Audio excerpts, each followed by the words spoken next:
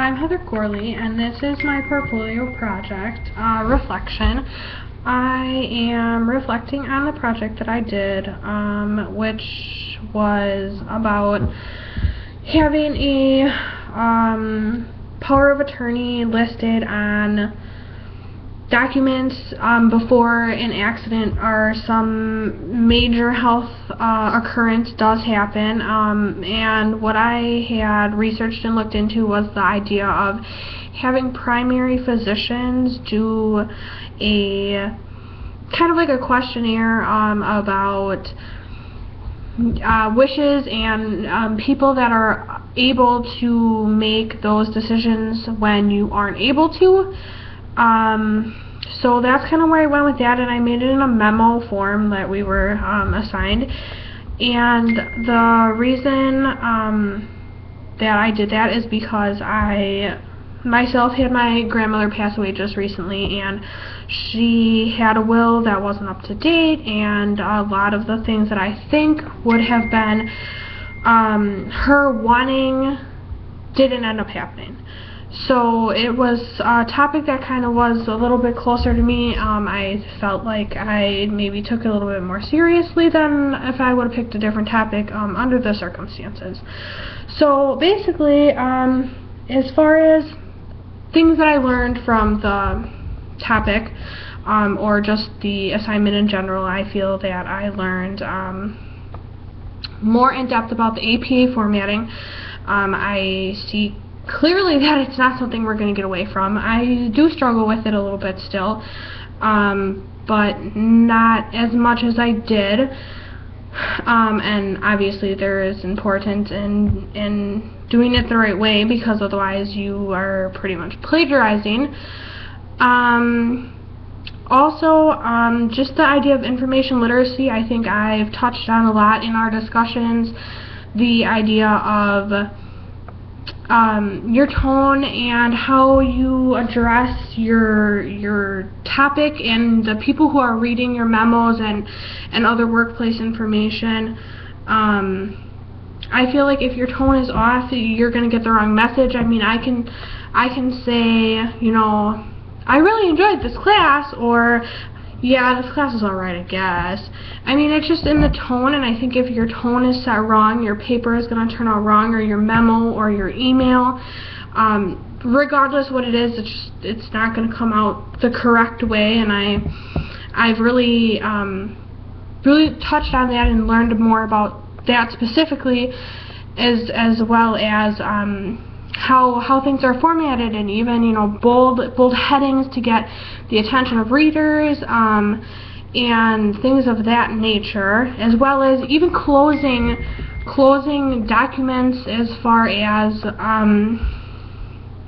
you know, if anyone has any questions, they can feel free to contact me. I feel like that's something that I always try to add in any assignment, because I feel like that leaves the door open. If some people might not understand things that others do, and it's very important to make sure that they do understand, because otherwise something can be taken wrong, and in any aspect of anything, that's just a problem waiting to happen. So basically, aside from that, I think the workplace capabilities, I specifically think were touched on, for me, myself anyway, are communication and attitude, as well as problem solving, because communication, again, like I said, the tone is something that is important, as well as if you aren't communicating with your fellow coworkers or managerial staff, they aren't going to know what it is you're trying to get across. And I think in the way that I set up my portfolio project memo was that the more managerial staff, which I placed myself in that role, was looking towards other doctors and other staff, MAs or secretarial staff or such things, to make sure that a questionnaire was filled out or written in a chart consistently with appointments, to be sure that the wishes would be followed if needed, as well as as well as a family member present. So if the patient's train of thought or their capability of thinking alone diminished, that family member was assigned to specific roles when the patient was with it enough to assign them, so that there was no misunderstandings. And I think that also put the doctor or physician or hospital staff, whoever would be in that position, at ease, because it was documented, you know, every visit, how many ever visits were given to those patients before that time of need. So I think communication is definitely something. As well as attitude, I think you're touching on a touchy subject when you're bringing up things that are of this nature, you know, power of attorneys and just things in that nature, you know, when people can't fend for themselves, when people can't think for themselves, when people can't make the decisions for themselves. That's not something that people want to think about. It brings up the idea of death and aging, and that just isn't always something that people want to talk about and discuss.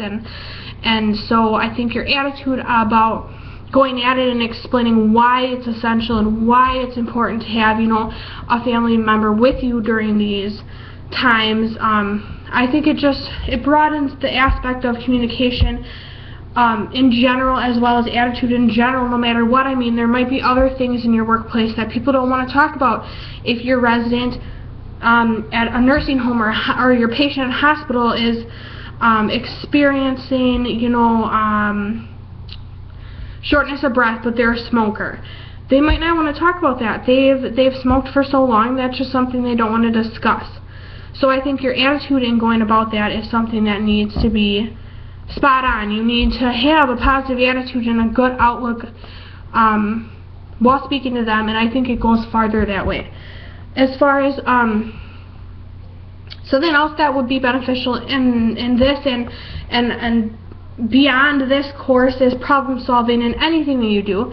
Everyone comes across challenges and stress and problems, and I feel that this specific project has really given me aspects of how to address certain stress and problems, and I think if you really sit down and analyze your problems and what needs to be accomplished in a way that you know, the organization of the portfolio project was given, I feel that really would be beneficial in anything, even my own life outside of class, and the workplace as well. It's just, I really feel that this course has really wrapped everything up, that I've even learned in last semester in Communication 115. It just really showed, it just brings it all together, I guess.